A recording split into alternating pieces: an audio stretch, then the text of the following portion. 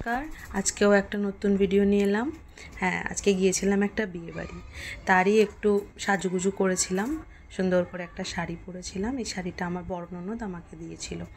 কবে পরবো ভাবছিলাম, কারণ শাড়িটা এত সুন্দর যে কোনো ভালো অকেশান ছাড়া পরলে নিজেকেই বোকা বোকা লাগবে। যাই হোক, শাড়িটার প্লিটটা যতবার পরতেছি, কারণ এটা না পৈঠনি, এটা মহারাষ্ট্রের একটা শাড়ি, পৈঠনি সেই রকম। তো এত কাজ থাকে এই আঁচলটাতে, এটা ছেড়ে পরলেই ভালো লাগে, কিন্তু আমি ছেড়ে পরতে পারি না। ছেড়ে পরলে আমার হাতের কাছে যখন ক্যারি করতে হয়, যেটা ওইভাবে আমি করতে পারি না। যাই হোক, বলো আমাকে কেমন লাগছে এই শাড়িটা আমি পরে গিয়েছিলাম। তারপরে আর কি, ওখানে যাওয়ার পরে আমার বংশীর কতগুলো ছবি তুলেছিলাম। আর তারপরে ওখানে আজকে এসছি একটা বিয়ে বাড়িতে। এখানে ভক্তদের বিয়ে হওয়ার সময় কীর্তন হয়, তো সেখানেই আমাকে ইনভাইট করেছে কীর্তনের জন্য। যদি পারি নিশ্চয়ই ছোট্ট ছোট্ট কোনো ক্লিপ আমি শেয়ার করবো। ছেলে মাম্মা, বংশী, আমরা এখন বিয়ে বাড়ি আছি।